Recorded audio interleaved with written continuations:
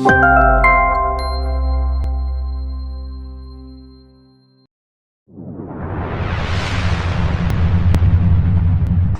ரிசல்ட்லாம் வந்துருச்சு. நம்ம எதிர்பார்க்காத வண்ணம் சில விஷயங்கள்லாம் நடந்துகிட்டு இருக்கு. ஆமா, ஒரு 2 வாரம் ஆச்சு. ஒரு மயான அமைதியா இருக்கு ஒரு சைடு. ஆமா, இன்னொரு சைடு ஆட்டம் பயங்கரமா இருக்கு. ஆட்டம் பயங்கரமா இருக்கு.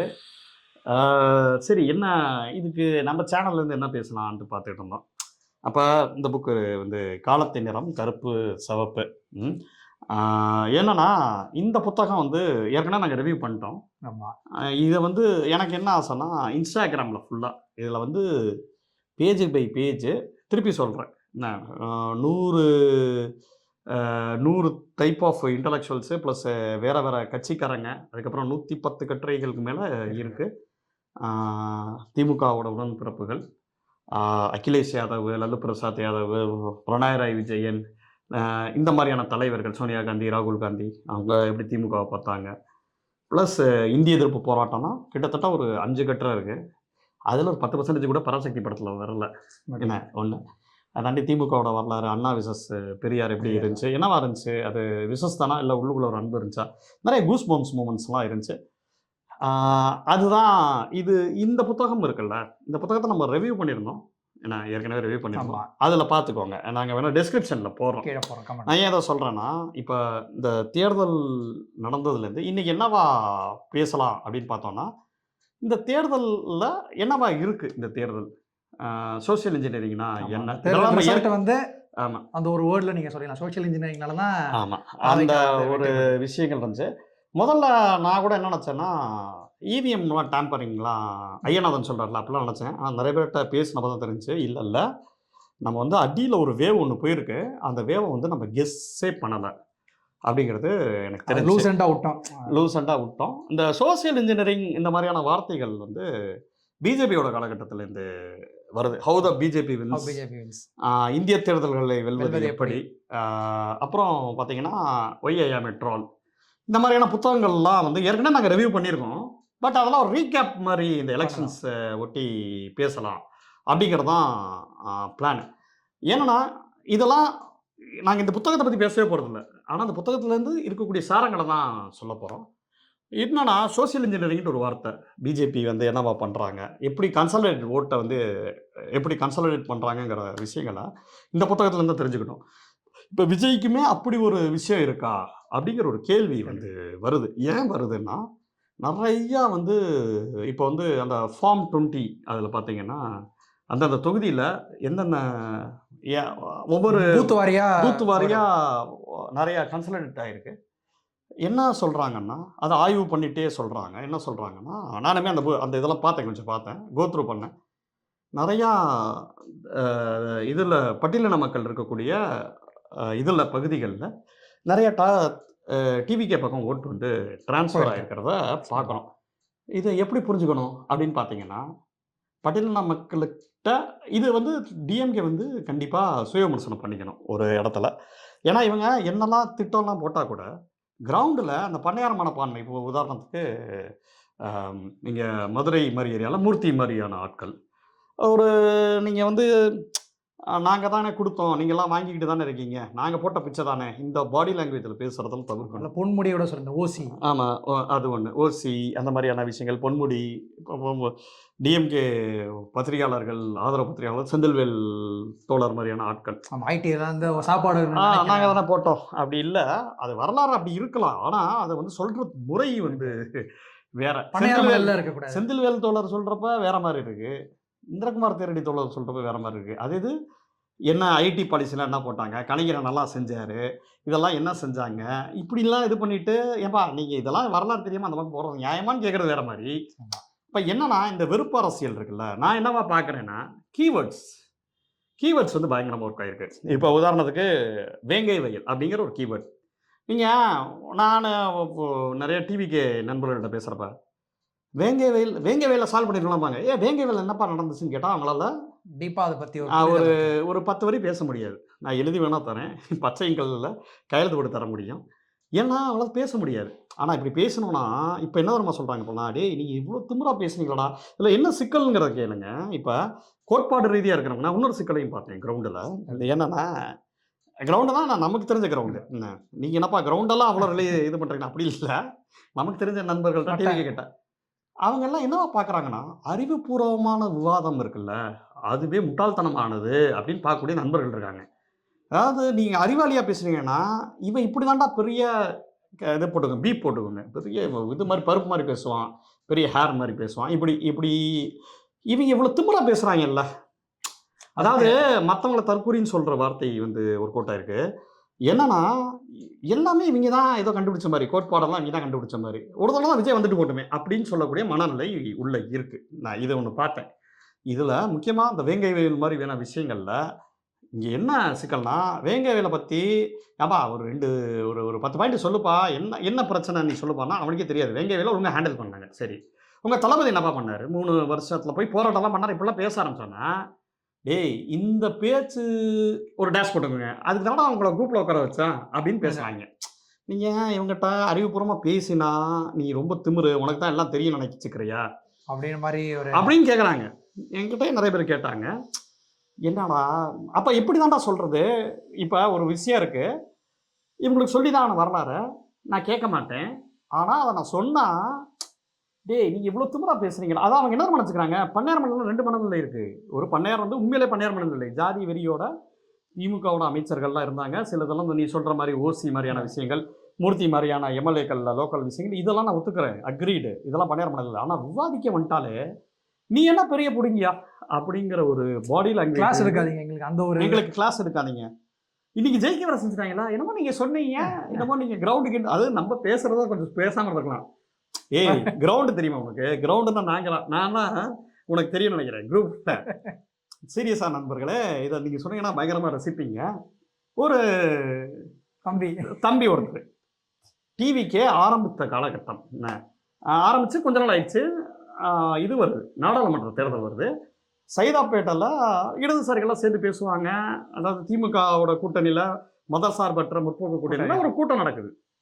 நான் போகிறேன், போயிட்டு அந்த கூட்டத்தில் இருக்கேன். நம்ம தம்பி தாவேக்கா தம்பி ஒருத்தர் இருக்காப்புல, சாமண்ட் ஒரு தம்பி, பேர் சொல்கிறதுல நம்ம தம்பி தானே, என்ன ஃபோன் அடிக்கிறாப்புல, ஆனால் எங்கண்ணா இருக்கீங்க அடிக்கிறாப்புல. வெளில சவுண்டு கேட்குது. அதாவது போராட அந்த பாட்டில் போட்டு தோழர்கள் திருக்கி விட்டுட்டு இருக்காங்க. நான் சொன்னேன், ஏதோ ஒரு இடதுசாரி பாடல்கள் ஓடிக்கிட்டு இருக்கு. நான் எங்கண்ணா இருக்கீங்க, ஒரே சவுண்டாக இருக்குது, ஏதாவது திருவிழாவான்னு கேட்குறாரு. இல்லைப்பா நான் சைதாப்பேட்டையில் இருக்கேன், ஒரு அரசியல் கூட்டம்னு. இன்னும் அரசியல் கூட்டம்லாம் போடுவாங்களான்னு கேட்டாங்க. நான் மிரண்டு போயிட்டேன். அப்படி ஒரு கேள்வி நான் வாழ்க்கையில் எதிர்கொண்டதே இல்லை. ஏன்னா தம்பி வந்து சமீபத்தில் தான் படமே பார்க்க ஆரம்பிச்ச தம்பி. அவர் வந்து ஒரு இன்ட்ரோவர்ட் தம்பி. ஆனால் படம் பார்க்க ஆரம்பிச்ச பிறகு அவங்க ஃப்ரெண்ட்ஸ் எல்லாம் இருக்காங்கல்ல, ஆனால் விஜய் சப்போர்ட்டர், விஜய் படமே பார்த்தாலும் நான் விஜய் சப்போர்ட்டரு.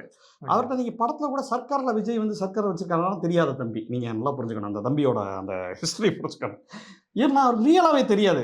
கவுண்ட் பண்ணி ஒரு படத்தில் அரசியல்வாதி, ஆனால் என்னண்ணா சொல்கிறீங்க, அரசியல்வாதினா கூட்டம்லாம் போடுவாங்களான்னு கேட்டாப்பா. நான் ரொம்ப ஷாக் ஆகிட்டேன். நான் தம்பி நீ வந்து தாவேக்கா இது, ஆனால் சரி உங்கள் அண்ணன் என்ன பண்ணுவாருன்னு கேட்டேன். ஆனால் என்ன சொல்கிறீங்க, எல்லா ரீல்ஸும் நாங்கள் பண்ணிடுவோம்னான்னு சொன்னார். நான் சொன்னேன், தம்பி ரீல்ஸ் எல்லாம் விடுங்க, இப்போ சைதாப்பேட்டை இந்த கோவில் இருக்குல்ல, இந்த கோவிலுக்கு அந்த அந்த அந்த இதெல்லாம் போடுவாங்களே, அந்த கோவிலுக்கிட்ட ராமகிருஷ்ண கூட்டம் அதெல்லாம் போடுவாங்க. அந்த மாதிரி ஏதோ ஒரு கூட்டம் சைதாப்பேட்டையில் அந்த மண்ணுக்கு ஒரு ப்ராப்ளம் இருக்கும்ப்பா. அங்கே வந்து அந்த பூத்து லெவலில் வேலை செய்யணும் தெரியுமா, கம்யூனிஸ்ட் திமுகலாம் ஒவ்வொரு ஆளுக்கும் ப்ராப்ளம் இருக்கும். அதை தாண்டி அந்த ஊருக்கு ஒரு ப்ராப்ளம் இருக்கும். காலம்னா நீங்கள் என்ன சினிமா ஒரு ஆள் வந்து 30-40 பேர் பார்த்துட்டு இருப்பாங்க. அப்படியெல்லாம் நம்ம பேசியிருக்கோம். ஆமாம், அப்படிதான் நினச்சேன். அப்புறம் வந்து அவர் வந்து அந்த தம்பி வந்து அவர் சொல்கிறாரு, நாங்கள் வந்து இன்ஸ்டாலே பண்ணிடுவோண்ணா பயங்கரமாக, எங்கள் தளபதிலாம் இன்ஸ்டாவில் ரீச் பண்ணிடுவோண்ணான்னாரு. நான் சொன்னேன்னா அவரும் அப்படியாண்ணா அப்படிலாம் கேட்டுக்கிட்டு இருந்தார். அப்போ அது எப்படி இருக்கும்னா, ஒரு கிங்ஸ்லேயும் நெல்சனும் கான்வர்சேஷன் பண்ணுற மாதிரி இருக்கும். நானும் தம்பியை கான்வர்சேஷன் பண்ணுறப்ப ஏன்னா, ஆனால் யார் கிங்ஸ்லி யார் நெல்சன்கிறது அதில் ரொம்ப முக்கியமான விஷயம். கடைசியாக கிளைமேக்ஸில் தம்பி சொன்னது நடந்தது பாருங்கள். கடைசி நாள் கூட குரூப்பில் கேட்குறாரு, ஆனால் விஜய் வந்து 25 ஓட்டு வாங்கி 25%. நான் சொல்கிறேன், தம்பி நம்ம தான் ஆச்சு. விஜய் வந்து சிஎம் ஆக வாய்ப்பு இல்லை. 3ல் ஒருத்தர் ஓட்டு போடணும், 3ல் ஒருத்தர் ஓட்டு போட முடியாது. நான் என்னோட கணக்கு நான் சொல்கிறேன், 4ல் 1 போட்டால் தான் 25%. உங்களுக்கு 5ல் 1 போடலாம். இன்னைக்கு நீங்கள் கரண்ட்டில் இருக்கீங்க, ஓகே. விஜயகாந்தோட உங்களுக்கு இந்த இளைஞர்களுக்கு இன்னைக்கு நிறைய பேர் இருக்காங்க. அன்னைக்கு விஜயகாந்த் இருந்தப்போ வயசானவங்க இருந்தாங்க. அன்றைக்கி ஒரு 10 எடுத்தாருன்னா 20 எடுக்கலாம். நீங்கள் அவரோட கொஞ்சம் பெரிய ஸ்டாராக மக்கள்கிட்ட ரீச் ஆகிட்டீங்கன்னு வச்சுக்கோம். அதிகபட்சமாக சில தொகுதிகளில் நீங்கள் டெபாசிட் வாங்கலாம். விஜய் ஒருவேளை ஜெயிக்கலாம். எப்படி நம்மளோட ஆரோடம் 200 கேட்குறாரு, இல்லைண்ணா எங்கள் ஆர்கே நகர்லாம் நிறைய பேர் போட்டிருக்காங்க. இல்லை தம்பி, எங்கள் காலகட்டத்தில் நாங்கள் என்ன சொன்னோம்னா, எங்களை சுற்றி இருக்கிறவங்களா நாங்களாம் விஜயகாந்த் சிஎம் ஆகிறோம் நினச்சோம். அந்த மாதிரி உங்கள் காலகட்டத்தில் உங்கள் ஃப்ரெண்ட்ஸ் ஃபுல்லாகவே விஜய் ஃபேன்ஸாக இருப்பாங்களா, அதனால அப்படி தோணுது அப்படின்னு நான் நினச்சேன். சீரியஸாக நான் நம்பினதை நான் சொன்னேன். அதை தாண்டி குரூப்பில் எவ்வளோ விளக்கம் ஆமா. என்னன்னா, நான் என்னோட கால்குலேஷன் பாருங்க. திமுக இந்த பக்கம் இருக்குது, விடுதலை சிறுத்தைகளுக்கு ஒரு பெரிய ஓட் பேங்க் இருக்குது, திமுகவுக்கு கோட்பாடு ரீதியாக ஓட் பேங்க் இருக்குது, ஸ்ட்ரக்சர் இருக்குது, கம்யூனிஸ்ட்கள் கேட்க வேணாம் பம்பரம் வேலை செய்வாங்க, சிபிஐ எம்ஏ, ஓகேவா. அந்த தம்பி எப்படி கன்வின்ஸ் பண்ணுறேன் பாருங்க. இந்த நாலு போயிடுச்சா, அப்புறம் வந்து உனக்கு வந்து விஜயகாந்த், பிரேமலதா விஜயகாந்த், டிஎம்டிகே, ஓகேவா, இந்த பக்கம் வைகோ, இதெல்லாம் இருக்கட்டும். அதுக்கப்புறம் சொல்கிறேன் தம்பி, இதுக்கப்புறம் நான் ஒன்று பேசவே ஆரம்பிக்கிறேன். அந்த தம்பி ஃபஸ்ட்டு ஃபோனில் பேசிட்டு என்னண்ணா சொல்கிறீங்க அப்படிங்கிறாரு. திரும்பி நான் ஃபோனில் இது பல பேர்கிட்ட பேசினேன் இதை. ஏன்னா என் பாயிண்ட்டை வந்து நம்ம வந்து எஸ்டாப்ளிஷ் பண்ணுறோம்ல, இங்கே தான் சிக்கலே இருக்குது. ஏன்னா நம்ம நிறைய நேரங்களில் நிறைய வாசிக்கிறதுனால நமக்கு எல்லாம் தெரியும்னு நினச்சிடறோம். நான் அது அப்படி இல்லை. குஜிலி மஸ்து நமக்கு என்னன்னா, அதுக்கப்புறம் நான் சொல்கிறேன் தம்பி, அருந்தையின் அமைப்பு தெரியுமா, யாருமே விட்டு கொடுக்க மாட்டாங்க, தமிழ் புலிகள் ஆனால் இல்லையாண்ணா அப்படிங்கிறார் அவர். தம்பி, ஒவ்வொரு கட்சிக்கும் அவ்வளோ பெரிய தொண்டர்படை இருக்கும், அவங்க ஃபேமிலி ஃபுல்லாக அப்படியே போடுவாங்க தம்பி. திராவிட தமிழர் கட்சி தெரியுமா, வெண்மணி தோழர் தெரியுமா, அண்ணா தெரியாது, நான் கேள்விப்பட்டதே இல்லைண்ணா. சரி, இப்படி தான் நான் பேசுகிறேன். அப்புறம் வந்து ஆதித்தமிழர் பேரவை தெரியுமா, ஆதித்தமிழர் கட்சி தெரியுமா, இது வந்து அப்படியே அருந்தையின மக்கள் ஓட்டு தம்பி, புரியுதா. அதே மாதிரி எல்லா ஜமாத்துலையும், அதாவது நம்ம பக்கத்தில் போய் பார்த்த மாதிரி எல்லா ஜமாத்துலையும், ஒர்க்போர்டு இதுலையும் எல்லா ஜமாத்துலையும் சொல்லிட்டாங்க, இஸ்லாமியர்கள் எனக்கு தெரியுங்க எத்தனை எஸ்டிபிஐ தெரியுமா, முஸ்லீம் லீக் தெரியுமா, அதை தாண்டி எத்தனை தோழர்கள் இடதுசாரி பின்னணியில் இருக்கக்கூடிய இஸ்லாமிய தோழர்கள் இருக்காங்க தெரியுமா. அவங்கெல்லாம் கலைஞர் இடஒதுக்கீடு கொடுத்துருக்காரு, முஸ்லீம்களுக்கு இடஒதுக்கீடு கொடுத்துருக்காரு, இத்தனை விஷயங்கள் இருக்குது.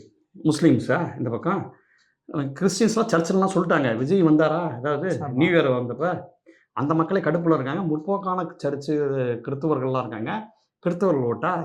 இப்படி நான் என்ன பண்ணுறேன்னா, அப்புறம் சொல்கிறேன் யூனியனு, சிபிஎம்னா சிபிஎம் சின்ன கட்சி தான் அப்படி நினைக்காதீங்க, யூனியன் ஒன்று இருக்குது, சிஐடியு யூனியனில் அப்படியே போட சொல்லுவாங்க. இப்போ ஸ்ரீபெரும்புதூரில் கார் கம்பெனி இருக்குல்ல, அந்த பையன் யூனியன் என்னடா சொல்கிறீங்க, ஏன்பா அந்த இதெல்லாம் பார்த்தது இல்லையா, டிஆர்யூ அந்த இதெல்லாம் போடுவாங்கள்ல ரயில்வே இதில், ஆமாம் நான் பார்த்துருக்கேன், நான் ட்ரெயின் போகிறப்ப பார்த்துருப்பார் போல. அப்படி யூனியன்லாம் பார்த்தீங்கன்னா இந்த பக்கம் திமுகவும் ஸ்ட்ராங்கு, அந்த பக்கம் அவங்களும் ஸ்ட்ராங்கு. யூனியன்லாம் 1000 ஃபேமிலி இருக்காங்கன்னா 1000 ஃபேமிலி கூட சொன்னால் அப்படியே விழுக்கும். எப்படிலாம் மண்டைகள் வர மாதிரி அப்படியே சொல்கிறேன். இந்த பக்கம் இப்படி வா, நான் இன்னும் அப்புறம் சொல்கிறேன், அண்ணா அவ்வளோதானண்ணா, இல்லை நான் ஒன்றும் பேசவே ஆரம்பிக்கல, நம்ம எப்படி மடக்கும். சரி, மாக்காய்க்கா தெரியுமா, இவங்களாம் எலெக்ஷனில் பங்கு பெற மாட்டேன். மக்கள் அதிகாரம் தெரியுமா, மே 17 தெரியுமா, ஆமாம் நான் திருமுருகன் காந்தி தெரியல, ஆனால் தெரியாதுண்ணா திருமுருகன் காந்தி தெரியுங்களா, ஆமாம். சரி, இந்த பக்கம் வா, இது வந்து இந்த மாதிரி அமைப்புகள். அப்புறம் இந்த பக்கம் வா, மே 17 வந்துட்டியா, அப்படியே ஈழத்த பக்கம் அப்படியே ஒரு லெஃப்ட் ஓடி இந்த பக்கம் குளத்திருமணி தோழர் தெரியுமா, கேள்விப்பட்டிருக்கேண்ணா, அவர் தான் இவருக்கு வெப்பன் சப்ளையரு பிரபாகரனுக்கு, குளத்திருமணி தெரியுமா. இந்த பக்கம் கூ ராமகிருஷ்ணன் தெரியுமா, தாப்பேத்திகா, டிவிகா தெரியுமா, கி வீரமணி தெரியுமா, டிகா தெரியுமா. அந்த பக்கம் மணியமதன் ஒரு இருப்பாப்ல தெரியுமா, மதுரை பக்கம். இவன் அந்த பையன் அப்படியே மறந்து போகிறான். அப்புறம் வந்து சுபவி தெரியுமா, சுபவி வந்து திராவிட பேரவையா அதை ஒன்று வச்சுருப்பாப்புல. இந்த கட்சியெல்லாம் 1000 2000 வேட்பாளர் இது இருக்கலாம், வெறும் இது. ஆனால் சுபவி சொன்னால் லட்சக்கணக்கான ஓட்டு போடுறவன் இருக்கான், குளத்திருமணி சொன்னால் ஓட்டு போடுறவன் இருக்கான், மருதியன் சொன்னால் ஓட்டு போடுறவன் இருக்கான், இந்த பக்கம் திருமுருகன் காந்தி சொன்னால் ஓட்டு போடுறவன் இருக்கான். அப்புறம் இப்படி வரப்பா அப்படி பார்க்குறப்ப அப்புறம் அப்படின்னு சொல்லிட்டு இன்னும் நான் பேசவே ஆரம்பிக்கல. இப்படி ஸ்ட்ரென்த்தை காட்டுறது என்ன, ஏற்கனவே படைபலம். அப்புறம் வந்து அப்படியே வாங்க இந்த பக்கம் வாங்கன்னு சொல்லிட்டு இலக்கியத்துக்கு எவ்வளோ செஞ்சுருக்காரு தெரியுமா, அந்த இது தெரியுமா, இந்த சிறுவாணி இலக்கிய கூட்டம், இந்த கூட்டம், அந்த மாணவர்கள் எழுத்தாளர்களுக்கு எவ்வளோ பண்ணியிருக்காங்க தெரியுமா, தொழிலாளிகள் எவ்வளோ லாபம் அடைவாங்க தெரியுமா, எவ்வளோ இன்வெஸ்ட்மெண்ட் தெரியுமா தம்பி. பப்ளிஷர்லாம் மாற்றி போடவே மாட்டாங்க தம்பி. எழுத்தாளர்கள்லாம் அவ்வளோ அவார்டு கொடுத்துருக்கு, இன்டலெக்சுவல் தளத்தில் இவ்வளோ வேலை செஞ்சுருக்கு. அப்புறம் சொல்கிறேன், இதெல்லாம் விஜய் ரசிகர்கள் இருக்கலாம், அப்புறம் நான் ஒன்றும் முடிக்கலை அப்படிங்கிற, நான் இருங்க நான் ஒன்றும் முடிக்கல அப்படின்னு சொல்லிட்டு ரஜினி ரசிகர்கள் நான் ட்விட்டர் கபிலன்லாம் எடுத்துட்டேன். ஓகே, ட்விட்டர் ஸ்பேஸில் ஓகே குமார் தெரியுமா, ட்விட்டர் ரஜினி ஃபேன்ஸ் தெரியுமா, ஏன்பா அஜித் ஃபேன்ஸ். விஜய்க்கு 10 லட்சம் பேர் முதல் நாள் ஓப்பனிங் சொல்லிக்கிறான்னா அஜித்துக்கு அப்படியே இருக்கான்பா. அஜித் ஃபேன்ஸ் வந்து குண்டு மாங்கா தொகுப்புகளில் அந்த தொப்பை டான்ஸ் ஒன்றும் மறக்கவே இல்லை. ஷாலுமா அப்படின்னு சொல்லி கிண்டல் பண்ணுறதை மறக்கலை, இமயமலையில் என் குடி பிறந்தாங்கிறத மறக்கலை. அர்டன்ட் அஜித் ஃபேன்ஸ் யாருமே போட மாட்டாங்க. இந்த பக்கம் நீ பாரு, ரஜினி, சிவகார்த்திகேயனை எல்லாத்தையும் பாதிச்சு வச்சிருக்காரு. அஜித், சூர்யா, பிரதீப் ரங்கநாதன் வரைக்கும் ஒன்று கொடுத்து வச்சுருக்காங்கப்பா அவங்க விஜய் ஃபேன்ஸு. மற்றவங்கள ரூட் மாஃபியா வச்சு அந்த கிளி இழிச்சிருக்காங்க. நான் சொன்னேன், இதெல்லாம் என்ன இருக்குமா சொல்கிறேன், உங்களுக்கு மாசுங்கன்னு சொல்ல வரல. 3ல் ஒருத்தர் உங்கள் ஆள் ஓட்டு போட மாட்டாங்க. 3ல் இத்தனை பேரை தாண்டி இதுக்கப்புறம் இரு நான் ஒன்றும் முடிக்கலான்னு என்ன நான் சொல்கிறேங்க அந்த பையன் திருப்பி. சரி அந்த பக்கம் வாங்க. எடப்பாடி எவ்வளோ ஸ்ட்ராங் தெரியுமா வெஸ்ட்டில்? அப்படியே வாங்க இந்த பக்கம் வன்னியர் பெல்ட்டில் ஆட்டோமேட்டிக்காக பாமக ஸ்ட்ராங்கு 2. இவங்கள நீ சமாளிக்கிறது ரொம்ப டஃப்பு. ஏன்னா அதை தாண்டி நான் இதுக்கு ஓபிஎஸ்லாம் கூட சொல்லியிருந்தேன். ஓபிஎஸ் எம்எல் கட்சியெல்லாம் கூட சொல்லியிருந்தேன், லிபரேஷன் கட்சியெல்லாம் டிஎம்கேக்கு. இந்த பக்கம் சரி அப்படி இந்த அடுத்ததுக்கு வாங்க. சின்னம்மா அவ்வளோ சாதம் முடிச்சிட்டியா இன்னைக்கு? ஏய் சின்னம்மாடா. அந்த பக்கம் ராமதாஸ் சாதம் முடிச்சிட்டியா? இத்தனை பேர்லாம் தாண்டி உனக்கு 3ல் ஒருத்தர் போட்டுருவாரு. அண்ணனை விட்டுட்டீங்களேங்க பார்த்தியா? அதுதான் சீமானுக்கு எவ்வளோ ஃபேன் பேஸ் இருக்கு. முதல்ல அண்ணாமலைக்குலாம் பேசிக்கிட்டு இருந்தேன். சீமானுக்கும் அண்ணாமலைக்கும் எவ்வளோ பெரிய இளைஞர் படை இருக்குது தெரியுமா? இல்லை ஃபேக்ட்டு நம்ம 4 லட்சம் ஓட்டை வாங்குறாப்புல இதில். அதுவும் சாட்டை இத்தனை பேரை தாண்டி 3ல் எப்படியா அவங்களுக்கு போடுவாங்கன்னு. ஆனால் நீங்கள் சொல்ல லாஜிக் தானா அப்படின்னா, அதாவது நம்மக்கிட்ட பெரிய சிக்கலன்னா அவன் நமக்கு ஏதோ ஒன்று சொல்லித்தரவான். ஆனால் கிரவுண்ட் அப்படி இல்லைனாண்டு தம்பி நீ நினைக்கிற மாதிரி இல்லை ரத்த பூமி அப்படின்னு சொல்லி நான் என்ன நினச்சிக்கிட்டேனே, அவங்க இந்த தாவேக்கால அந்த இது போட்டு போவாங்கல்ல, துண்டு போட்டுக்கிட்டு அப்படி நினச்சேன். ஆனால் துண்டு போட வச்சது நான் இருக்கிறேன். அப்புறம் தான் கேட்டால் இது என்னென்ன ஒர்க் ஆகிருக்கு தெரியுமா? வேங்கை வேலுங்கிற ஒரு வார்த்தை போதும். இந்த ஒரு வார்த்தை தான் நினைக்கிறோம், அது பட்டியலின மக்கள் மத்தியில் பயங்கரமாக இந்த பன்னியார மனநிலை, இந்த வேங்கை வெயில், தூய்மை பணியாளர் பிரச்சனை அப்படியே அருந்து என்ன பில்ட்டில் அட்டாக்கு ஓட்டு அப்படியே கம்மியாக இருக்குது. இது ஒட்டுமொத்தமாக பட்டியலின மக்களோட ஓட்டு கண்ணாப்பண்ணன் சதுரி அப்படியே டிவிக்கு விழுந்துருச்சு. அது பெரிய ஓட் டிரான்ஸ்ஃபரு. இப்போ விஜய்க்கு ஒரு ஃபேன் பேஸ் இருக்காங்கன்னா அதோட சேர்த்து இந்த பட்டியலின மக்கள் ஓட்டு சேரப்ப பயங்கரமாகுது. இது இங்கேருந்து நடக்கலை. இது அப்படியே யோசிச்சு ஒரு நாள் பாலை தூக்கி போட்டுட்டு நம்ம தான் ஜேபிஎம் சூர்யா மாதிரி என்ன போனல தூக்கி போடுறேன், வேங்கை வேல் வருது. அப்புறம் தூக்கி போடுறேன், வேற என்ன கீவேர்டு தூய்மை பணியாளர் பிரச்சனை வருது. இப்படி தூக்கி போடுறேன். அப்போ எனக்கு என்ன தோணுச்சுன்னா, இவங்ககிட்ட பேசுகிறப்ப எல்லாருமே ஒரே மாதிரியே பேசுகிறாங்க, டியூனாக இருக்காங்க. கோட்பாடு இருக்கிறவங்க தான் பல மாதிரி பேசுவான். இவங்கள்ட்ட நீங்கள் போய் கேளுங்க, தூய்மை பணியாளர், வேங்கை வெயில், போதை மருந்து இருக்கு, பெண்கள் பாதுகாப்பு, இப்படியா விஷயம் எடுத்து பேசியிருக்கானுங்க. நீங்கள் இதில் நல்லா கவனித்து பார்த்தீங்கன்னா இந்த விஷயங்கள் எப்பயுமே எல்லா ஆட்சியிலையுமே இது நடக்கும். நான் நார்மலைஸே பண்ணலை. இப்போ ஆணவ கொலையை திமுக சால்வ் பண்ணாங்கிறாங்க. நான் என்ன கேட்குறேன், ஆணவ கொலைக்கு திமுக ஒரு கையெழுத்து போட்டு மரண தண்டனை கொடுத்துருச்சு. ஏன்னா எந்த கொலையும் அதாவது சட்டம் ஏற்கனவே இருக்குல்ல, நார்மல் கொலைக்கே மரண தண்டனை வாங்கினாங்க. அது வாத பிரதிவாதத்தை பொறுத்து ஆயுள் தண்டனையா இல்லை மரண தண்டனையாங்கிறது ஏற்கனவே சட்டம் இருக்குல்ல. இதுக்கு தனியாக போடாமல் அவங்க யோசிக்கிறாங்க. ஆனால் என்ன நடக்குது வெளியில், ஆணவ கொலைக்கு திமுக ஒன்றுமே சிறந்த நடக்குது. நான் சிம்பிளாக ஒரு கேள்வி கேட்குறேன், ஆணவ கொலைக்கு விஜயும் ஒன்றும் செய்ய முடியாது. ஏன்னா ஒரு பேரண்ட்ஸ் இருக்காங்க, பேரண்ட்ஸ் நான் செத்தாலும் பரவாயில்ல, என் பொண்ணு ஒரு கீழ் ஜாதியில் இருக்கக்கூடிய, அதாவது நான் கீழ் ஜாதின்னு சொல்லல, தாழ்த்தப்பட்ட அதாவது அந்த படிநிலையில் இருக்கக்கூடிய ஆளை அவங்களோட ஜாதி மனநிலை சொல்கிறேன், கரெக்டாக நீங்கள் புரிஞ்சுக்கோங்க. தனக்கு கீழே இருக்கிறவங்க ஜாதி அமைப்புல கீழே இருக்கிறவங்க அவங்களோட பையன் கல்யாணம் பண்ணால் நான் கொள்ள தான் செய்வேன்னு சொல்கிறவனா, நான் செத்தா பரவாயில்ல நீங்கள் சட்ட மாட்டா நீங்கள் என்னை தூக்கில் போட்டுக்கன்னு சொல்லுவாங்க. ஆணவ கொலை ஒழிக்க முடியுமா? முடியாது. ரேப்பையும் ஒழிக்க முடியாது. இது அப்புறம் என்னதான் பண்ணும் ஒரு அரசுனா, ஒரு அரசு அறிவியல் பூர்வமான சில வேலைகளை பார்க்கலாம். அதை திமுக பண்ணதை தான் நான் ஃபீல் பண்ணுறேன். மாணவர்கள் மத்தியில் படிப்பையும் நல்ல கிராஸ் என்ரோல்மெண்ட் ரேஷியோ, இவன் வாழ்வியல் தரமாக இருந்துச்சுன்னா இந்த மாதிரி சில்லித்தனமாக யோசிக்க மாட்டான். ஃபாரின் கண்ட்ரிஸ் போய் படிக்கிறதா இருக்கட்டும், நான் முதல்வன் திட்டமாக இருக்கட்டும், ஆமாம், யூபிஎஸ்சிக்கு நிறைய ஃப்ரீ கோச்சிங் சென்டராக இருக்கட்டும், அந்த மாதிரி ஒரு படிப்பு வேலை வாய்ப்பு சார்ந்த பட்டியலின மக்கள் ஃபாரின் போனாங்கன்னா உதவித்தொகை கொடுக்கறது, அவங்களே பார்த்துக்கிறது, ஃபுல் செலவையும் பார்க்கறது, அந்த மாதிரி நிறையா விஷயங்கள் அது பண்ணுது. ஆனால் இவங்க எங்கே ஸ்கோர் பண்ணுறாங்கன்னா, ஒத்த வார்த்தையில் இன்ஸ்டாவில் வருது, வேங்கை வயல்ட்டு வருது. திருப்பி அரசியல் நமக்கு புரியலை. நம்ம எல்லாமே சொஃபஸ்டிகேட்டடாக இருக்கும்.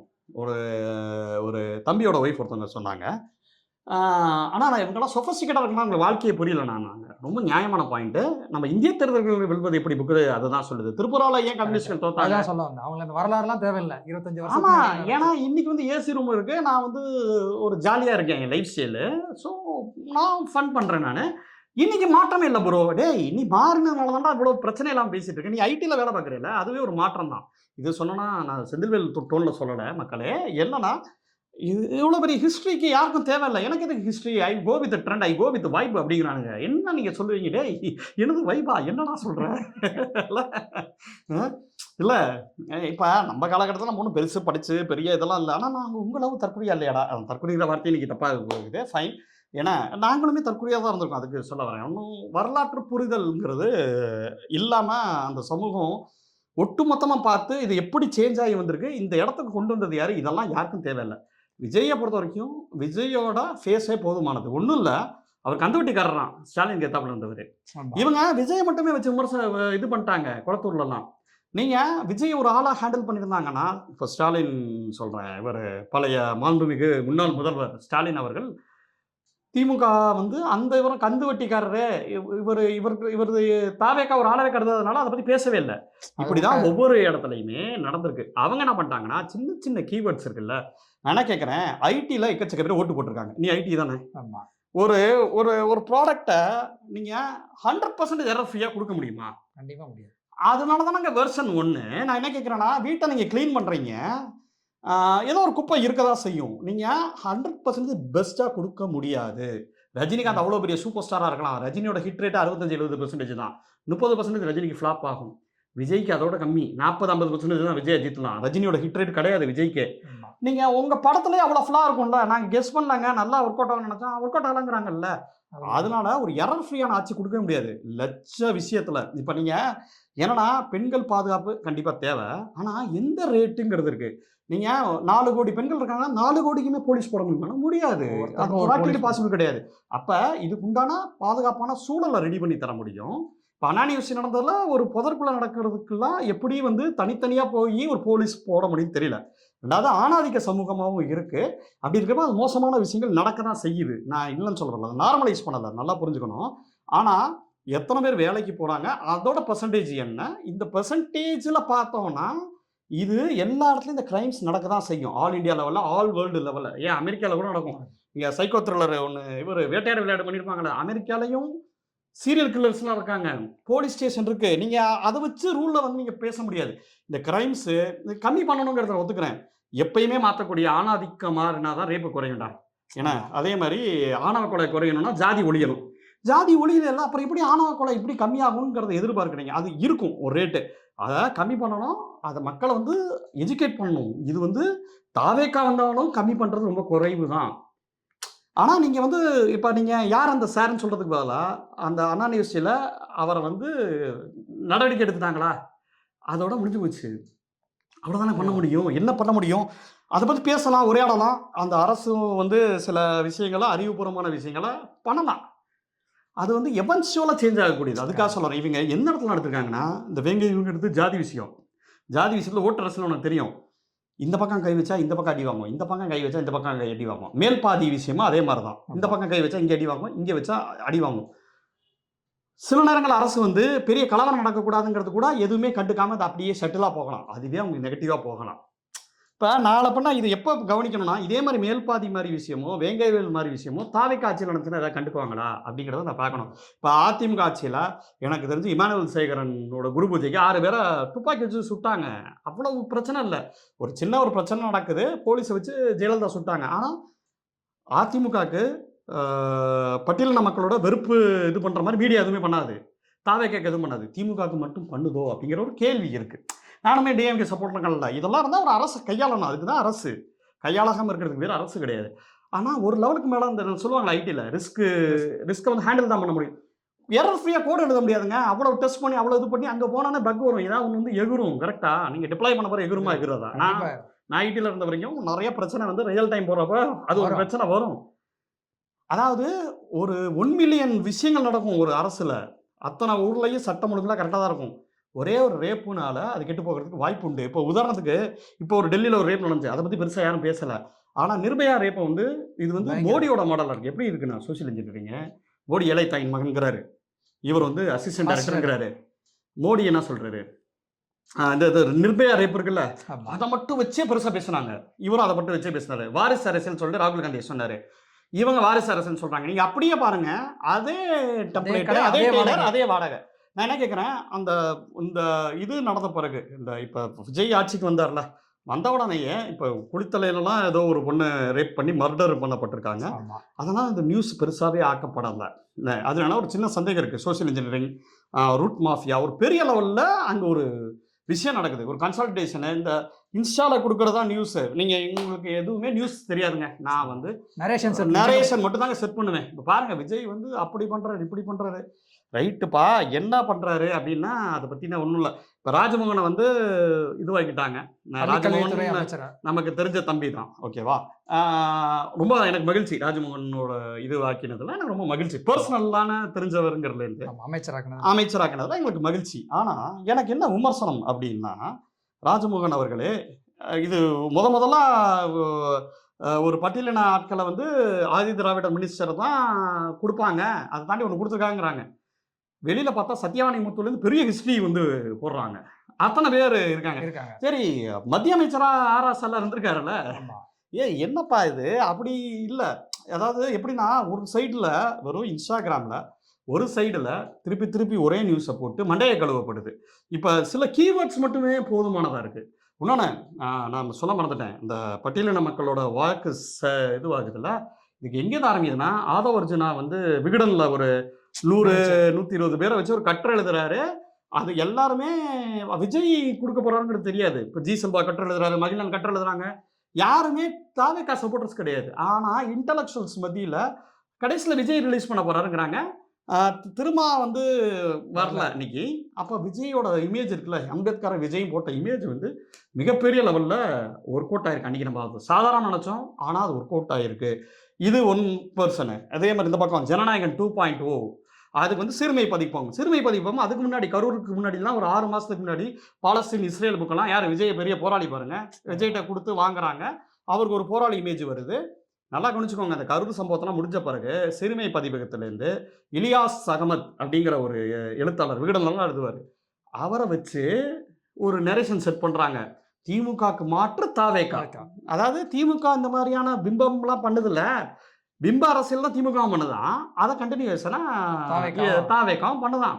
ஸோ இங்கே வந்து நமக்கு இன்னொரு ஜனநாயக சக்தி கிடச்சிருச்சுங்கிற மாதிரியான ஒரு நரேஷன் செட் பண்ணுறாங்க. அப்போ இஸ்லாமியர்கள் பத்தில் இது பண்ணுறாங்கன்னா, நான் அதுக்கப்புறம் நண்பர்கள் இஸ்லாமிய நண்பர்கள்லாம் பேசுகிறப்ப, இஸ்லாமியர்களுக்கு விஜய் 13 சீட்டு 14 சீட்டு கொடுத்தது ஒர்க் அவுட் ஆயிருக்கு. அந்த மக்கள் மத்தியில் ஒர்க் அவுட் ஆயிருக்கு.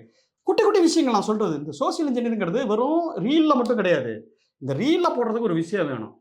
இப்போ உதாரணமாக தீபத்தூண் ஏற்றலாங்கிற விஷயம் இருக்குல்ல, தீபத்தூண் கிடையாது. அது நார்மலாக கார்த்திகை தீபம் ஏற்றப்பட்டிருக்கு. ஆனால் வெளியில் சொல்லப்பட்ட நியூஸ் என்னன்னா, தீபத்தூண் ஏற்றப்படலைங்கிற நியூஸு இன்ஸ்டா மூலமாக பல லட்சம் பேருக்கு போக்குது.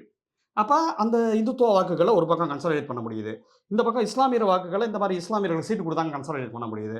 இஸ்லாமிய கிறிஸ்துவ வாக்குகளை நம்பால நிற்கிறாருப்பா அப்படின்னு சொல்லி ஒரு இடத்துலலாம் ஒரு தம்பி சொன்னார். அவருக்கு ரூம்மேட் வந்து கிறிஸ்டின் போல், அவங்க சர்ச்செல்லாம் விஜய் ஓட்டு போட சொல்லியிருக்காங்க. இது ஃபேக்சுவலாக நடந்தக்கூடிய ஒரு விஷயம். குட்டி குட்டி குட்டி குட்டி குட்டி விஷயமா அப்படி நடக்குதுல்ல. இதை தாண்டி திமுகவும் என்ன பண்ணிடுச்சுன்னா, கொஞ்சம் வந்து அந்த தூய்மை பணியாளர் பிரச்சனைலாம் எல்லாருமே பார்த்தாங்க. அது ஃபாசிச இது வந்து இதுவாச்சு. அதனால தான் சாம்சங் பிரச்சனைல இடதுசாரிகளில் அவங்க ஹேண்டில் பண்ண விதம் வந்து தப்பாக இருந்துச்சு.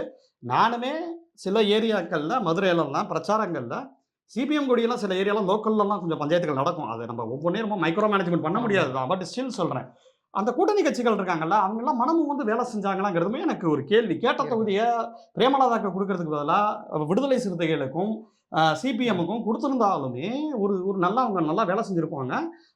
எல்லா தொகுதியிலையும் வேலை செஞ்சுருப்பாங்க. ஆனால் அந்த வாக்குகள்லாம் இருக்குல்ல, திருமாக்கு கேட்ட இடத்துல கொடுக்காது. இந்த காட்டுமன்னார் கோயில் பஞ்சாயத்து அதெல்லாம் கூட திருமாவில நம்பிக்கையில் வந்து இப்போ நாளை பின்னா திருமா வந்து அந்த பக்கம் போனால் கூட டோட்டலாக அது தாவேக்கா வந்து திருமாவை விழுங்கிருமோங்கிற பயம் எனக்கு இருக்கிறது. இல்லை, அது எலெக்ஷன் அந்த சீட் ஷேரிங் அப்போ சொல்லிட்டு இருப்பாங்க, கூட வந்திருந்தா நாங்கள் இதே கொடுத்துருப்போம், எதுக்கு இதுக்காக ஒரு இது போயிட்டு இருக்காரு, அந்த மாதிரியே எலெக்ஷன் செட்டிங் பண்ணிட்டு இருந்தாங்க. ஆமாம், அது சொல்லிக்கிட்டு இருந்தாங்க. சரி, இப்போ வந்து கூட்டணி போறாருல விஜய், அவ்வளோ பெருந்தன்மையாளராக இருந்தா, ஆதவ அர்ஜுனா அவ்வளோ பெருந்தன்மையாளர் இருந்தால், திருமாவர்களே நீங்கள் முதல்வராகுங்கள், நாங்கள் பின்னாடி நிற்கிறோம்னு சொல்ல வேண்டியதானே? அப்படி சொல்லல. திருமா ஏற்கனவே கேட்டார்ல, அது என்ன லாஜிக்கல் அதை பேச்சு, அது என்ன துணை சிஎம், ஏன் சிஎம்ஐ கேட்க வேண்டியதானேங்கிற மாதிரி கேட்டிருந்தாரு முதல்ல ஆதவ அர்ஜுனாட்ட. நான் அதே கேள்வியை நான் இப்போ தாவேக்காட்ட எடுத்து வைக்கிறேன். என்னன்னா, இவங்க தான் மனித புணுகிற மாதிரி, ஏன் அதிமுக ஏன் இந்த குதிரை பேரும் குதிரை பேரெல்லாம் பண்ணி தானே அத்தனை பேரை இது பண்ணுறாங்க. இதெல்லாம் ஊழலா பார்க்கப்படுறதுனா படலை. ஏன்னா இதெல்லாம் பேசி கிடையாது. இது வந்து அதாவது திமுகவும் அதிமுக இது பண்ணால் மாண்பு குறையுது. ரைட்டு, நானுமே ஒத்துக்கிறேன். ஆமாப்பா, இவங்க ரைவல்ஸு, இவங்க எதிர்த்து தானே ஓட்டு கேட்டாங்க, இவங்க சேரலாமா, நான் ஒத்துக்கிறேன். சரி, இப்போ அதிமுக இருக்குல்ல, அதிமுக வந்து போயிட்டு தாவேக்காக்கு இது பண்ணுது. அதிமுக எதிர்த்து தாவேக்கா தொண்டன் எத்தனை பேர் ஓட்டு போட்டுருவோம்? அப்போ அதே மாதிரி அதிமுக தொண்டன் எத்தனை பேர் தாவேக்காக்கு எதிர்த்து ஓட்டு போட்டிருப்பான்? அப்போ 2 பேரும் அசிங்கப்படுத்துறதா இல்லையா? இது பேசு பொருளாக ஆகாது. ஏன்னா அந்த இடத்துல திமுக இல்லை. ஒருவேளை இப்படி யோசிச்சு பாரு, திமுக உள்ள போய் தாவேக்காவோட ஆட்சியில் பங்கேற்று இருந்துச்சுன்னா அன்னைக்கு வந்து கொந்தளிச்சிருப்பாங்க. அன்னைக்கு தாவேக்காவை போட்டு பிளந்திருப்பாங்க. ஏன்னா திமுக பின்னாடி நிற்கிது இல்லை. ஏன்னா நம்ம ஆட்கள்கிட்ட ஒரு பயாஸ் இருக்கிறத நான் பார்க்குறேன். நான் திமுக வந்து சர்வரோக நிவாரணி கட்சினே சொல்லலை.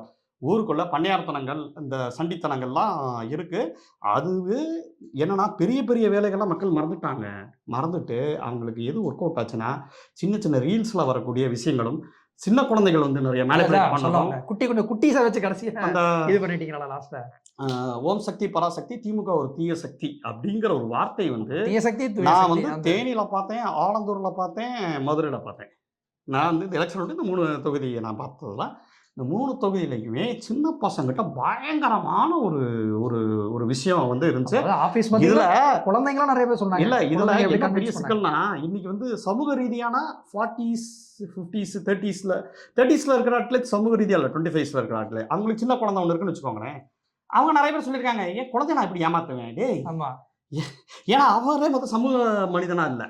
அவங்க தாண்டி தாத்தா பாட்டிக்கு சில பேர் பேரம் தானே கேட்கறேன், போட்டு வந்துருவோமான்னு போட்டு வந்திருக்காங்க. அதை தாண்டி என்னன்னா, நான் வெறும் ஜென்சியை மட்டும் நான் இங்கே சொல்ல மாட்டேன். நம்ம இங்கே தப்பாக அசஸ் பண்ணுறோம், திருப்பி தப்பாக அசஸ் பண்ணுறோம். இந்த ஜென்சி 18 வயசு இருக்குல்ல, இவங்களுக்கு 45 வயசு 48 வயசில் ஒரு அப்பாவோ ஒரு அம்மாவோ இருப்பாங்க. அவங்க காதலுக்கு மரியாதை காலகட்டத்தில் ஸ்கூலோ கல்லூரியை படித்தவங்க மக்களே. அந்த பெரிய அணில்கள் வந்து ரொம்ப சிக்கலானவங்களா இருக்காங்க. நான் என்னோட அனுபவத்தை சொல்றேன். அவங்களால தான் இந்த வாட்டி இந்த ரிசல்ட்டே சின்ன பசங்க மட்டும் போட்டிருந்தா 10% தான். அகைன் நான் சொல்றேன், விஜயகாந்துக்கு என்ன விழுந்துச்சோ அவ்வளோதான் வந்திருக்கும். ஆனால் அந்த பெரிய அணில்கள் வந்து அவங்களுக்குள்ளேயும் கொஞ்சம் திமுக வெறுப்பு இருக்குமா இல்லையா? இருக்கு. அவங்களுக்கு வரலாறும் தெரியல. நம்ம என்ன தெரியுமா நினச்சிட்டு இருக்கோம், ஜென்சிக்கு மட்டும் அரசியல் படுத்தணும்னு வச்சுக்கோங்க. கிடையவே கிடையாது. நான் சொல்கிறேன், 80s 90ஸ்ல பிறந்தாங்களா, 81 82 born, அவங்களுக்குமே பெருசாக அரசியல் தெரியல. நான் என் ஃப்ரெண்ட்ஸ் தான் சொல்கிறேன், உன்னதான் சொல்கிறேன் அப்படின்னு வடிவில் சொல்லுவாங்கல்ல. அப்போ அவங்க வந்து பையன், இப்போ அப்பாவோ அம்மாவோ விஜய் ஃபேனாக இருந்தால் பையனும் பொண்ணும் விஜய் ஃபேனாக இருக்காங்க. 46 வயசில் இருக்கக்கூடிய அணில்கள் ரொம்ப டேஞ்சரான அணில்களாக இருக்காங்க. அவங்களுக்கு ஒன்றும் தெரியல. அதுதானே ஒரு கோவம் வருது. டேய், நீங்கள் வந்து எனக்கு ஃப்ரெண்ட்ஸ் நிறைய பேர் இருக்காங்க, நீ இப்படி திமிரா பேசி தான் அழிகிற அப்படிங்கிறாங்க. என்ன மேட்டர்னா, அவங்களுக்கு அறிவுபூர்வமாக பேசுகிற திமிரா பேசுகிற மாதிரி இருக்குது. நம்ம பாயிண்ட் எடுத்து சொல்ல, டேய் நான் இவ்வளோ பாயிண்ட் வைக்கிறேன், ஆமாண்டா உனக்கு தாண்டா எல்லாம் தெரியும், எங்களுக்கு ஒன்றும் தெரியாதா அப்படின்னு சொல்லி கோவப்பட்டு போகிறாங்க. கதறு அவ்வளோதான். இல்லை, அந்த கதருக்கு வந்து ஜென்சி சொல்ல இவங்க சொல்கிறாங்க. அதுதான் சொல்ல வரேன். நீ பெரிய வந்து அறிவாளி மாதிரி பேசுகிறா, அவங்களுக்கு அறிவுங்கிறது எரிச்சல் வருதுங்க. நாங்க புதுசா ஒன்று எதிர்பார்க்கிறோம், ஏன் இது பண்ணக்கூடாதா? சில பேர் இப்போ ஜெயிச்சதுக்கு அப்புறம் சில அணில்கள் சேர்ந்துட்டு அதை வைப்பை என்ஜாய் பண்ண, அவர் பாரு சாப்பிட்றாங்க, அவர் பாரு பின்னாடி துண்டு போடல, இல்லை நான் என்னன்னா முடியலன்ற மாதிரி. இல்லை, அது ரைட்டு. மாண்புமிகு மாணவன் வந்து விஜயா இருந்த வரைக்கும் நம்ம கலாய்க்கலாம். மாண்புமிகு முதல்வரான பிறகு விஜய கலாய்க்கலாம். டிஸ்க்ளைமர் போட்டுக்கிறோம், விஜயோட அப்படி ஒரு இது கிரியேட் பண்றாங்க. எங்க அண்ணன் நடந்தா பாடுறா, எங்க அண்ணன் நின்னா பாடுறா, ஏ டே அவர் எப்போ சாப்பிட்றா பாடுறா, டிஃபன் கட்டிட்டு வர்றா, டிஃபன் கேரியர். ஆக்சுவலா நான் இன்னொன்று யோசிச்சேன், லாஜிக்காக தமிழ்நாடு ஒழுங்காக இருந்திருக்கணும்னா, அதாவது ஒன்று சொல்லுவாங்க, எக்காலஜிக்கல் பேலன்ஸ் நடக்க சொல்லுவாங்கல்ல. ஒரு மான் இருக்கணும்னா அந்த இடத்துல ஒரு புலி இருக்கணும், எக்கோசிஸ்டம் பேலன்ஸாக இருக்கும்ல. தமிழ்நாட்டில் ஆகப்பெரிய எக்கோசிஸ்டம் பேலன்ஸாக இருக்கிறது. இதுக்கு முன்னாடி அந்த தற்குறிகள், சோகால்டு அஜித் ஃபேன்ஸுங்கிற ஆட்கள் வந்து தமிழ்நாட்டில் இல்லாமல் ஆமைகள் ஒழிக்கப்பட்டது தான் இது ரொம்ப சிக்கலான விஷயமா பார்க்குறேன். ஏன்னா அவர் 2011 அப்புறம் போட்டிலாம் வேணாம் சொல்லி போயிட்டாரு. அவர் இதே மாதிரியான இந்த மாதிரியான ரூட்டு, அதாவது ரூட்டெல்லாம் விடுங்க, அஜித் எப்படி ஆகுனா தனியாகவே அவரே ஒரு ரூட்டு தலை.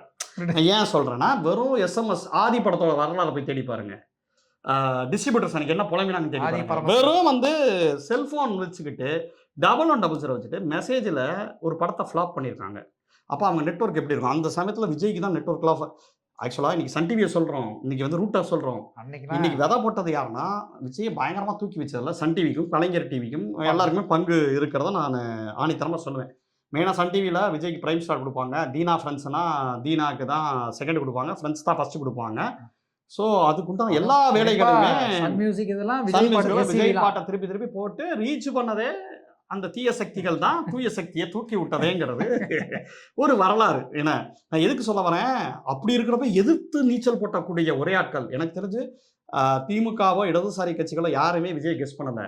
ஆனால் ஒரு இதில் சொல்கிறாங்க, ஒரு அனாலிசிஸ் சொல்லுது, பழைய கொக்கி குமார் மட்டும் இருந்திருந்தா இதை நடந்திருக்காதுன்னு சொல்லுது. நான் அது காமெடிக்கு சொல்லல, இவங்களுமே அதுக்கு ஈக்குவலண்ட்டாக வச்சு ட்விட்டரில் வெறும் அஜித் ஃபேன்ஸ் மட்டும் வச்சு அதை ஃபைட் கொடுப்பாங்க. ஆர்குட்லையோ ரூட்ன்றது ஒரு நிறுவனம் மாதிரி இல்லாமல் இவங்க ஒவ்வொருத்தனே ஒரு நிறுவனம் மாதிரி செயல்படுவாங்க. ஒவ்வொருத்தர் நாங்களே ரான் மாட்டாங்க, எங்கள் தலைக்கு நாங்கள் தான் செய்ய மாட்டோம். அப்புறம் வந்து டே நீ மூடிட்டு நீ ஒழுங்கா படிக்கிறத பாருன்னு அஜித் சொல்லிட்டாங்க.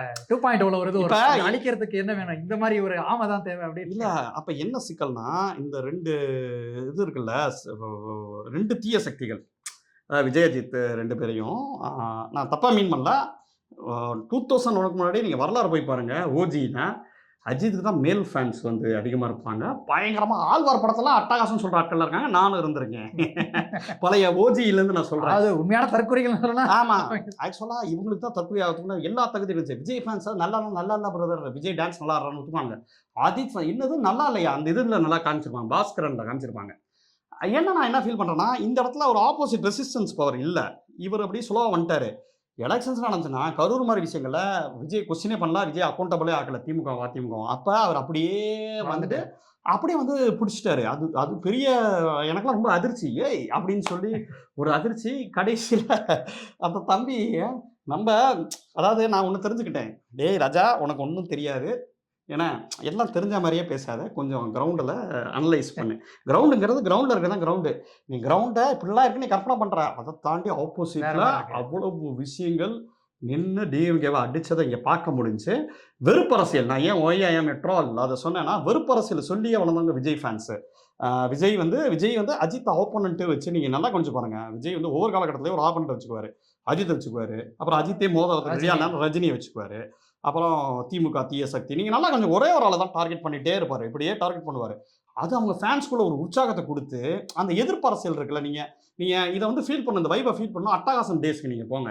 விஜய் அஜித் ஃபேன்ஸ் 2 பேரும் எப்படி வளர்ந்தாங்க அப்படின்னா, ஏன் சூர்யா விக்ரம்னா வளர்ந்தாங்கன்னா, நான் சண்டை போடுறது எங்களுக்குள்ள தான்ங்கிறத முடிவு பண்ணோன்னே, ஓகே ரஜினி கமல் மாதிரி எங்கள் அடுத்த ஜென் போலன்னு ஆடியன்ஸ் முடிவு பண்ணிட்டாங்க. சூர்யாவும் ஹிட்டு கொடுத்தாரு, விக்ரமும் ஹிட்டு கொடுத்தாரு, தனுஷ், ஜெயம் ரவி நிறைய பேர் வந்தாங்க புது ஆட்கள். ஆனால் இவங்க 2 பேரும் சண்டை போட்டு அடிச்சு எல்லாரும் திரும்பி பார்க்க வச்சு, அது வந்து ஒரு அதுவே பார்த்தீங்கன்னா 2 பேரும் ரொம்ப சுமாரான ஆட்கள் தான் பெர்ஃபார்மன்ஸில். ஆனால் என்னடா ஓகே சில டேலண்ட்லாம் இல்லாமல் அந்த இடத்துல வர முடியாது, வெறும் மார்க்கெட்டிங் வச்சு. பட் ஸ்டில் சொல்கிறேன், இப்போ சூர்யா கம்பேர் பண்ணுற, விக்ரம் கம்பேர் பண்ணுறோம். ஆனால் பார்த்தீங்கன்னா இவங்க வந்து தனக்குள்ள ஒரு ஃபைட்டை ஏற்படுத்தி ஒரு பஞ்ச் டைலாக் பேசி, இந்த வெறுப்பு அரசியல் தான் பேஸே. விஜயோட அந்த இது இருக்குல்ல, ரசிகர் மன்ற இதுக்கு எஸ்ஐசி எல்லாம் சொல்லுவாங்க. பிடி சிவகுமார் சொன்னார், நேரிலேயே போய் படம் நல்லா இல்லைன்னு சொல்லுவார். தியேட்டரில் உள்ளே போய் கத்த சொல்கிறது. மற்ற படங்கள் வரப்போ, பிரசாந்த் படமா அஜித் படம் வரப்போ அது எஸ்ஐசியே பண்ணுவார். இது அஜித் ஃபேன்ஸும் பண்ணுவாங்க. இது அஜித்தை ஒருங்கிணைச்சிக்கிட்டு இருந்தது அதெல்லாம், அந்த மன்றம் அதெல்லாம். அதுக்கப்புறம் அஜித் இது வேணாம், சில்லித்தனமாக இருக்கு, ஃபீல் ஆகிருக்கும் ஒரு லெவலில். ஐயோ உங்க வேலையை பாருங்க, ரொம்ப ஜெல்லு பண்ணிட்டாரு. அது ரொம்ப சிக்கல். 2 பக்கம் பிரிஞ்சிருச்சுன்னா கரெக்டாக இருந்திருக்கும். இப்போ ஒரு பக்கம் மட்டும் இருக்கிறதால கொஞ்சம் ப்ராப்ளமாக இருக்குன்னு நினைக்கிறேன். ஆனால் அதை தாண்டி நான் எதோ சிக்கல்லாம் பார்க்குறேன்னா, இந்த இன்ஸ்டா ரீல்ஸ் மூலமாகவே வச்சுக்கிட்டு இதுதான் தகவல் நினச்சிக்கிட்டு இன்னைக்கு விஜயை பற்றி பேச வந்துட்டு என்ன சொல்கிறாங்கன்னா, இவங்க இத்தனை வருஷம் அரசியல் பேசாதவங்க திடீர்னு பேச வந்துட்டு உனக்கு என்ன விஜய் மேலே அவ்வளோ காண்டு அப்படிங்கிறாங்க. நான் என்ன சொல்கிறேன், நீங்கள் இவ்வளோ அரசியலே பேசுது இல்லையப்பா, யார் ஆட்சிக்கு வந்தாலும் இதெல்லாம் கேள்வி கேட்பாங்கல்ல. இப்போ எஸ்எஃப்ஐ ப்ராப்ளம் வருது, டாஸ்மாக் ப்ராப்ளம், எங்கள் அண்ணனுக்கு ஒரு டைம் கொடுங்கன்னா குதிரை பேரம் இப்போ நடக்குது. இப்போ தான் லஞ்சம் வாங்குறாங்க, லஞ்சம் கொடுக்குறாங்க, இதெல்லாம் சரியா? இதெல்லாம் இப்போ தானே கேட்க முடியும். நீட் வந்து இப்போ தான் இதாக இருக்கு, இப்போ தானே கேட்க முடியும். டாஸ்மாக் ப்ராப்ளம் இப்போ தானே இருக்குது, அந்த தொழிலாளிக்கு வேலைன்னா இப்போ தானே 2 வருஷம் ஆகட்டும். பப்ளு வந்து பாவம் இல்லை, அதெல்லாம் ஓகே, நான் அதெல்லாம் அக்ரி பண்ணுறேன். அப்போ குதிரை பேரம் நடந்துருக்கலாம், எனக்கு வேணாம்னு சொல்லுங்க. எனக்கு வந்து அதிமுக அது வேணாம், எனக்கு தான் விடுதலை சிறுத்தைகள் கம்யூனிஸ்டுகளும் கொடுத்துட்டாங்கல்ல, நான் வந்து அதை வச்சுக்கிறேன் அப்படின்னு சொல்ல முடியுமா? அதனால தான் 10 அமைச்சர் மட்டும் லிஸ்ட் விட்டுருக்காங்க, இன்னும் வெயிட் பண்ணுறாங்க. அந்த பேரை நடந்து முடிக்கிட்டேன், இங்கே ஜாயின் ஆகிட்டேன், அப்புறம் அறிவிச்சிக்கலாம் அப்படின்னு. ஸோ இதில் நான் என்னோட ஸ்ட்ராட்டஜி என்னன்னா, ஒரு திமுக டீமுக்கு ஒரு சின்ன ஒரு சஜஷன், இந்த மாதிரி புத்தகங்கள்லாம் தனித்தனியாக எடுத்து இந்த நெஞ்சுக்கு நீதி, காலத்தின் நேரம், கருப்பு சாப்பு, இதெல்லாம் ஆயிரக்கணக்கான ரீல்ஸ் போடக்கூடிய கண்டென்ட்கள் அவ்வளோ உள்ளே வச்சுருக்கீங்க, அவ்வளோ இருக்குது. திமுகவோட உடன்பிறப்புகள், இந்த இளைஞர் அணி, இவங்க எல்லாமே சேர்ந்து நம்ம டோன் செட் பண்ணுறது. இப்போ குஜராத் ட்ரைனிங்ஸ் எப்படி பண்ணுவாங்க, பவுலிங் பிச் மாதிரி வச்சிருப்பாங்க, ஏன்னா அவங்க டெஸ்ட் மேட்ச் ஆடுற பிளேயர்ஸ் தான் இருப்பாங்க, கில்லோ, சாய் சுதர்சனா. ஸோ பவுலிங் பிச் நீங்கள் டோன் செட் பண்ணுங்க. உங்கள் வார்த்தைகள் கலைஞர், உதயநிதி ஸ்டாலின், அண்ணா, இது சனாதனம், இந்த வார்த்தைகள்லாம் அப்படியே வந்துகிட்டே இருக்கிறப்ப அல்காரதம் ஆட்டோமேட்டிக்காக பிக்கப் ஆகும். ஒரு 1000 பேர் 1000 பேர் இறங்கி ஃபுல்லாக வீடியோஸு இன்ஸ்டாவில் வரலாறு பேசுங்க. அவன் ஒன்றுமே இல்லாமல் பேசட்டும், பேட்டா இஷ்டத்துக்கு வீசட்டும், சின்ன பசங்க மாதிரி. நீங்கள் ப்ராப்பர் கிரிக்கெட்டில் இதாண்டா 4, இதாண்டா கிளாசிக் கவர், இப்படி அடித்து காட்டுங்க. இது வந்து ஸ்ட்ராங்காக இருக்கிறப்ப அமுனம் வரலாறு தெரிஞ்சுக்கிட்ட மாதிரி ஆகும். இன்னொன்று, ரெண்டாவது இன்ஸ்டாவில் நம்ம பங்களிப்பு என்ன, நீங்கள் வந்து வார்த்தைகள் வச்சு தானே ஓடுது. டிவி கெட் டேக்னா டிவி கெட் ட்ரெண்ட் ஓடிக்கிட்டே இருக்கும். நீங்கள் ஆப்போசிட்டில் டிஎம்கே ஐடி விங்கு அதெல்லாம் பெண் மாதிரி நிறுவனம்லாம் வச்சுருக்கீங்க. நல்லா இன்வெஸ்ட் பண்ணி நிறைய இன்ஃப்ளூயன்சஸ் அதில் மதன் கோரி மாதிரி ஆட்கள். குட்டி குட்டி விஷயம் விஜய் டிவியில் எங்கள் ஓட்டு விஜய் டிவிக்கே இப்படிங்கிற மாதிரியான பிரச்சாரங்கள்லாம் ரிஜிஸ்டர் பண்ணியிருக்காங்க. குட்டி குட்டியாக நம்ம என்ன பண்ணுறோம், சன் டிவி இல்லையே கலைஞர் டிவியில் என்ன பண்ணுறோம். இன்றைக்கி ராஜமோகன் வந்து இவ்வளோ பெரிய ஆளாக இருக்காருன்னா கலைஞர் டிவியில் இருக்கக்கூடிய சித்திரம் சேனல் ஒரு காரணமாக இருக்கா இல்லையா. ராஜமோகன் நமக்கு நல்லா தெரிஞ்சவர் தான், பட் ஸ்டில் சொல்கிறேன் என்ன, அந்த ஒரு சனாதன பேஸ் இருக்குல்ல உங்களுக்கு இருக்கா இல்லையா. அப்போ இந்த மாதிரி ஆட்களையா நம்ம வளர்த்து விட்றாங்க கலைஞர் டிவிலையோ சன் டிவிலையோ. இப்போ பட்டிமன்ற ராஜாவை இதுக்கு நீங்கள் இது பண்ணுறீங்க. ராமர் கோயில் போயிட்டு வந்த பிறகு பாரதி பாஸ்கர் இன்னுமே டிவியில் நடத்திக்கிட்டு இருக்காங்கல்ல. ஏன் உங்களுக்கு மதிவதனையை வச்சு நீங்கள் பெண்கள் தினத்துக்கு அன்னையர் தினத்துக்கு ஒரு பட்டிமன்றம் நடத்துங்க, மதிவதனி சுந்தரவல்லியெல்லாம் வச்சு நடத்துங்களேன்.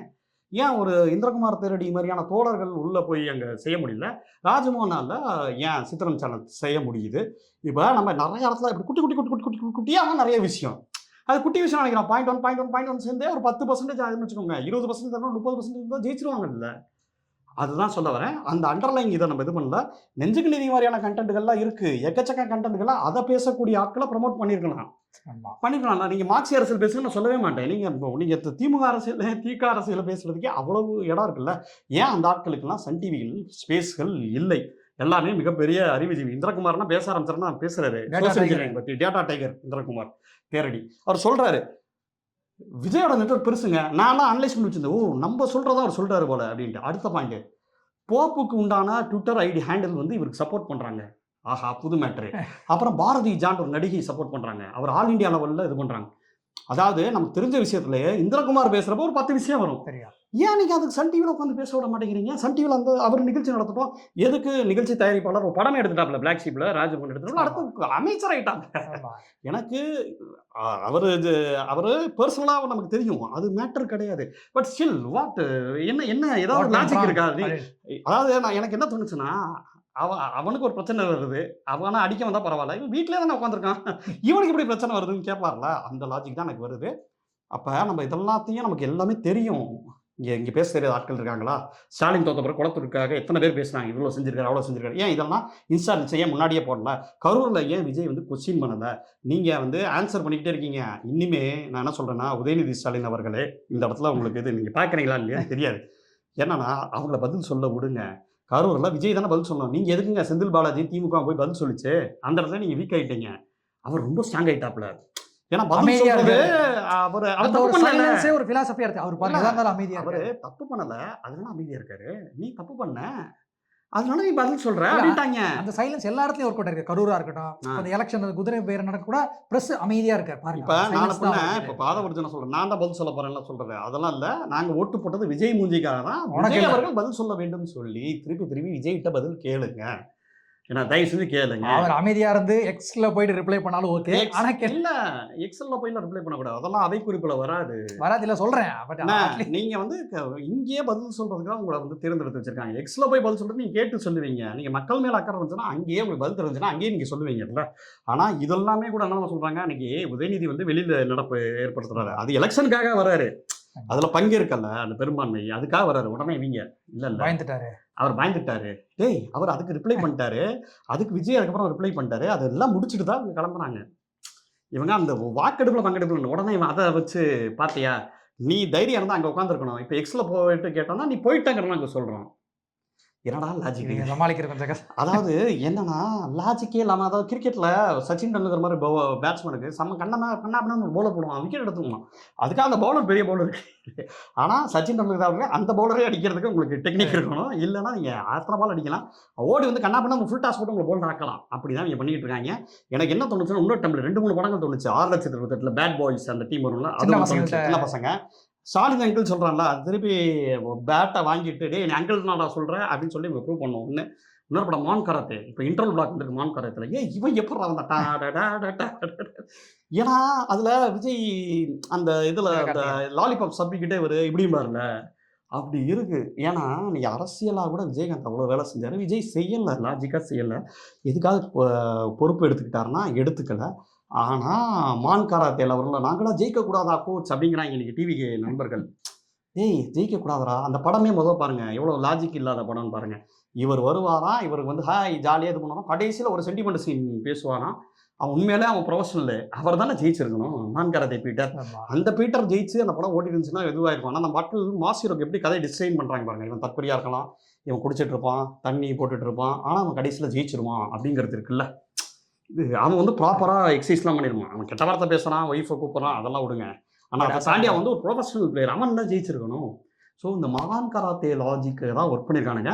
என்ன மேட்டர்னா, நீங்கள் ஆதவ அர்ஜுனாலேருந்து அந்த இஸ்லாமியர்களுக்கு ஒர்க் பண்ணது, அதுக்கப்புறம் அதை யோசனை பேசிகிட்டு இருக்க எங்கேதான் போகுது லாஜிக்கு, சர்க்கார் படத்துக்கு போகுது. திராவிட வெறுப்பு, அந்த திராவிட வெறுப்புக்கு சர்க்கார் படத்தில் இந்த இலவசங்கள்லாம் விஷயம் தப்புங்கிறத விதைச்சதை ப்ரொடியூஸ் பண்ணது சன் டிவி. என்ன நண்பர்களே, அதுக்கு முன்னாடி கேட்குறேன், அதுக்கு முன்னாடி கத்தியில் அவர் ஏற்கனவே 2G ஊழலை பற்றி பேசியிருக்காரு. அந்த 2G ஊழலை பற்றி பேசுகிறப்ப எதுக்கு நீங்கள் சன் டிவியில் நீங்கள் எதுக்கு சர்க்காரை எடுக்கணும்? அதுவும் விஜய், இந்த விஜய் ஆடியன்ஸை பார்த்து இப்போ வந்து எல்லாருமே விஜய் சர்க்கார் என்னடா விஜய் சர்க்கார், அது சர்க்கார் படத்தை எடுத்து சன் டிவிடா, ஏன்டா டே கொஞ்சம் அனத்தாமல் இருக்கடா அப்படிம்பாங்க, எல்லாம் அந்த டெம்ப்ளேட் போடுவாங்க இல்லை அந்த மாதிரி. அப்போ பீஸ்ட் அடுத்தது இஸ்லாமிய வெறுப்பு போகலாம். எதுக்கு அவருக்கு அப்படியே ஸ்லோ மோஷனில் வச்சு அப்படியே இது பண்ணி ஏன் இவ்வளோ என்னன்னா, இப்போ பாருங்க, விஷால் வந்து இவ்வளோ எதிர்த்து பேசுகிறாரு, விஜய் வந்து தான் திரைத்துறை அமைச்சராக இருக்கணுங்கிறாரு, உதயநிதி ஸ்டாலின்லாம் எதிர்த்துலாம் பேசுவார். ஆனால் விஷால் படம் ஓடவே ஓடாது. விஜய் படத்தை 6:30 மணிக்கு போட்டால் கூட ஸ்லாட் இருக்குது, விஜய்க்கு குழந்தைகள் ஃபேன்ஸ்லாம் இருக்குது. விஷால் படத்தையும் சன் டிவியில் 6:30 மணிக்கு ஸ்லாட்டில் போடுவாங்க. அதுதான் விதி. புரியுதா? ஏன்னா இன்டலெக்சுவல் தளத்தில் வேலை செய்கிறது ஆட்களை விட இந்த ஜோசியத்துக்கு ஒரு ஸ்லாட்டு கொடுக்கறது, சன் டிவிலையும் கலைஞர் டிவிலையும் இந்த மாதிரி ஆன்மீகத்துக்கு ஸ்லாட்டு கொடுக்கறது, இந்த இதெல்லாம் இருக்குல்ல. இதுக்கு பதிலாக ஒரு பெரியாரை பற்றி ஒரு வெப் சீரிஸு, ஒரு அண்ணாவை பற்றி ஒரு வெப் சீரிஸு, இந்திரகுமாரை பேச வைக்கிறது. குட் மார்னிங் ஆதித்யன்ஸில் இந்திரகுமார் 1/4 மணி நேரம் ஒரு நாள் அரசியல் பேசினா ஆகாதா? நான் கேட்குறேன், ஒரு 1/4 மணி நேரம் பேசலாம்ல. ஏன் நம்ம ஆட்கள் ரெப்ரசன்டேஷன் டிவிலே இல்லை, இன்ஸ்டாவெலாம் விட்டு தள்ளுங்க. அப்புறமா தான் இன்ஸ்டாவில் என்ன. அப்போ உங்களுக்கு என்னன்னா எங்கேயுமே இல்லை கருத்தியல் தளத்தில். சனாதனத்தை உதயநிதி அவர்களை எதிர்க்கிறேன்னு சொல்கிறது நல்லா வாழ்த்துறேன். ஆனால் அதை வந்து கலைஞர் டிவி சன் டிவிலேருந்து ஆரம்பிக்க வேண்டும் உதயநிதி அவர்களை, இதுதான் என்னோட கோரிக்கை. அங்கே ஃபுல்லாக வலதுசாரிகளாக உள்ளே உட்காந்து இருக்காங்க. அப்போ அந்த நிகழ்ச்சியில் அப்புறம் வினோஜ் பி செல்வம் வந்து ஒரு நிகழ்ச்சி சித்திரமில் போட்ட ஒரு நினைவு இருக்கலாம். கல்வியில் வரக்கூடிய நிகழ்ச்சியை வந்து ரங்கராஜ பாண்டேக்கு கொடுத்தது ஞாபகம் இருக்கலாம். உள்ள இருக்கல வினோஜ் பி செல்வம் யார், இவர் கலாநிதி மன் கேத்தாப்பில் என்னவர் ரோஹிணி தேட்டர் ஓனர், பிஜேபிக்காரர் தானே, கரெக்டாக. இப்போ அப்போ எல்லா இடத்துலையுமே இப்படி வலதுசாரிகள் அவங்க வந்து உள்ளுக்குள்ளே நுழைஞ்சிக்கிட்டே இருக்காங்க. இதை நீங்கள் ஸ்டாப் பண்ணோன்னா அனைத்து மீடியா, இன்ஸ்டா இந்த மாதிரி எல்லா இடத்துலையுமே ரீஒர்க் பண்ண வேண்டியது இருக்குது, களை எடுக்க வேண்டிய வேலைகள் இருக்குது. இல்லைன்னா கருத்தியெல்லாம் அவங்க தான் போகிறாங்க. ராஜ்மோகனை யாருங்க வளர்த்து விட்டது? நான் ரொம்ப சிம்பிளாக கேட்குறேன், தம்பி ராஜ்மோகனை வளர்த்து விட்டது யார்? என்ன தாங்கள் தானே, வெறும் ஒரு உச்சட்னி ராஜ்மோகன் தானே. அப்புறம் சித்திரமில் இது பண்ணார், பிளாக் ஷீப்பில் ஒரு படம் எடுத்தாங்க, அப்படியே அந்த பக்கம் போனார். அப்படியே இன்னைக்கு வந்து மாண்புமிகு அமைச்சர், வாழ்த்துக்கள், நல்லா கூட செய்யலாம். நம்ம அதை பார்த்தோன்னே விமர்சனம் பண்ணதில்லை. ஆனால் அவர் பார்த்தீங்கன்னா பல இதில் புதிய கல்விக் கொள்கையை ஆதரித்து பேசியிருக்காரு. புதிய கல்விக் கொள்கையை இன்றைக்கி ஒரு வீடியோ. அப்புறம் பார்த்தீங்கன்னா ராஜராஜ சோழன் ஆதரித்து பேசியிருக்காரு. அப்படி ஆதரித்து பேசிட்டு வந்தப்போ தான் இந்த பக்கம் கலைஞர் டிவியில் வாய்ப்பு கிடைச்சிருக்கு. இது என்ன மாதிரியான ஒரு மனநிலை? ஏன் வந்து முற்போக்காளர்களுக்கு அந்த இடங்கள் இல்லை? அப்படி இருக்கிறப்ப என்ன ஆகுனா, மக்கள் மனசுலையும் இடம் இல்லாமல் போயிடும். நீங்கள் சனாதனத்தை ஒழிக்க வேண்டியது அந்த இடத்துலேருந்து வாங்க. திமுகக்குள்ளேயும் இருக்குது சனாதனம், திமுகக்குள்ளே ஜாதி வெறி அமைச்சர்களும் ஜாதி வெறியில் கொஞ்சம் பணியார் மனதில் இருக்கிறதுங்கிறது எல்லாருமே விமர்சனம் சொல்கிறாங்க. எனக்கு தெரிஞ்ச தம்பிகள் நிறைய பேர் விமர்சனம் சொல்கிறாங்க. கிரவுண்டில் வந்து பயங்கரமாக வேலை செஞ்சுருக்கு. நீங்கள் என்ன தான் சமூக நீதி பெரிய திட்டங்கள்லாம் போட்டால் கூட கிரவுண்டில் வந்து என்னப்பா நீங்கள் வந்து இவ்வளோ ஜாதி வெறியராக இருக்கீங்கிறது, ஜாதி வெறியும் சனாதனத்தை சேர்ந்தது தானே உதயநிதி அவர்களே. இதுதான் என்னோட இது. உங்களுக்கு ஏதாவது? வேறு சரி, நன்றி.